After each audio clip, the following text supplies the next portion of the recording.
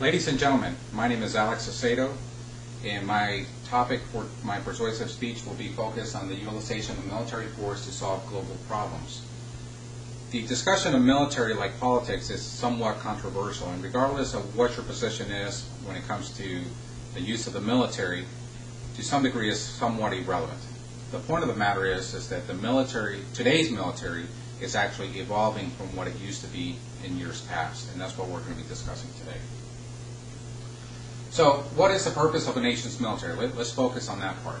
The fundamental use of military action is a country's authorization by its greater society to use lethal force to protect and defend by the use of weapons in defending against foreign and domestic adversaries. Military operations may also be utilized for humanitarian missions such as liberation of people and country from destructive forces not in accordance with global law. We have to have a military in order to protect us against domestic and foreign adversaries. Now, when we're talking about, there's a fundamental question when we're talking about military force, which is, when should military force be used to influence other governments, and for what purpose? Fundamental questions. You have to ask yourself that question if you ever had to provide some kind of military action. Again, the question is, when should military force be used to influence other governments, and for what purpose? Over the time, military action has been reserved for more humanitarian missions than just greed and destruction, at least since the formation of the United Nations. The United Nations, since its inception, has made sure that we are operating under a global law. But every country would have to have a foreign policy. As an example, on a strategic level, the United States foreign policy states that it must prevent geographical important regions from falling under the sway of regimes that will have a negative impact to the national security and its interests. Otherwise, a shift in the balance of global military power could jeopardize American security interests and their allies, perhaps imperil the nation's continued existence. The other key component to that is the economical impact of this. The United States must maintain access to vital supplies of raw material to keep markets open for American products and investments. Without being able to control your borders and the ample supply of raw materials to be able to provide an economical impact of the nation, if you don't have military to protect your borders, you're doomed. If you don't have an economy, you're doomed. So this is one of those kind of things that you have to have, which is basically some military operation. Now you can get more insight about this by getting the book, The Political Use of Military Forces in Foreign Policy.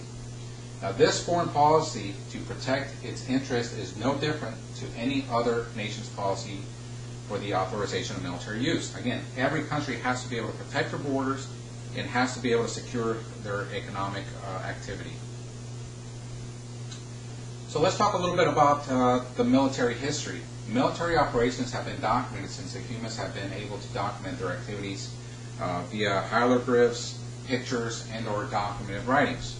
But let me give you some insight in terms of how the evolution of their weapons have also evolved. Ancient warfare, the use of sticks and stones, well, that pretty much has been done since the beginning of time. Then came the gunpowder warfare. That was with the use of muskets, rifles, pistols, cannons. That was somewhere in the 1500s. From there, now we're in the modern warfare. The use of nuclear bombs, missiles, and cyber warfare pretty much started around the 1900s.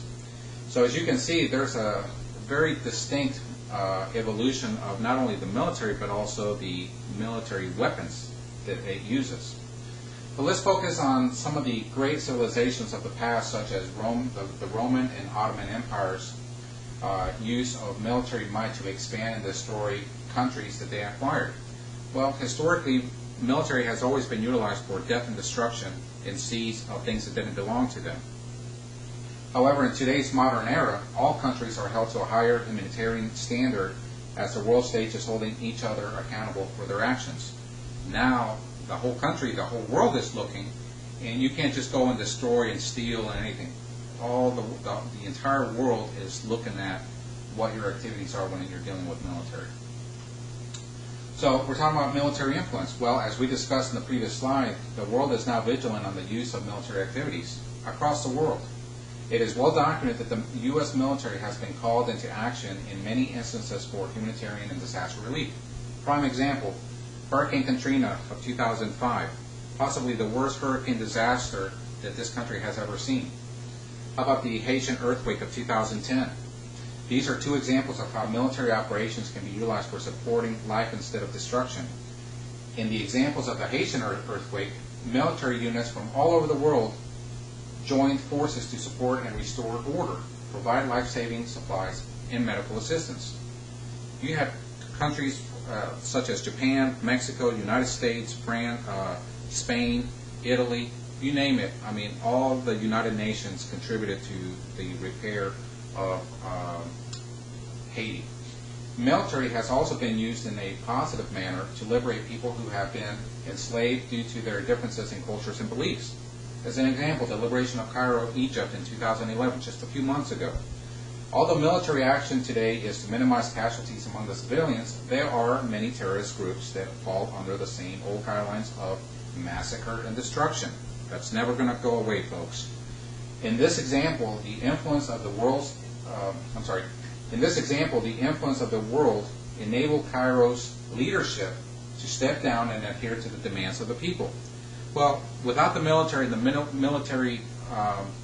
behind you, now you can also use that same presence as peer pressure.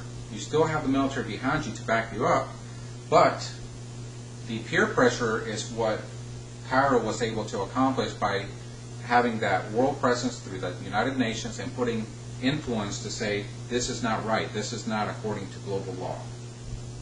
Very powerful. So, tomorrow's military, how does that look? Well, the military action will always be part of our world's culture, as there will always be disagreements and greed. Again, that's never going to go away. Military direction will be dictated by the severity of the conflict as well as who is empowered. However, keep in mind that the outside of guns, tanks, and missiles, military operations have been used in countless missions specifically designed to preserve life, order, without the destructive effects. Very, very important. So basically, from a societal standpoint, is we are evolving as a society. So the social goal is to have a world society that adheres and abides by the same rules and have peer pressure to do the right thing instead of resorting to military action as the first step. Today's technological advances help support this global effort to maintain tolerance towards others and keep tabs on the world's activities that could have potential for unstabilized countries. So, the military of the United Nations are well trained on survival, rebuilding skills to take action on the mission that requires their service to protect democracy, which is a key word, and world peace, second key word.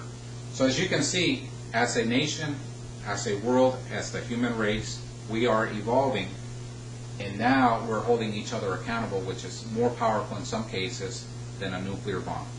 So this concludes my persuasive speech. Thank you for your attention. Take care.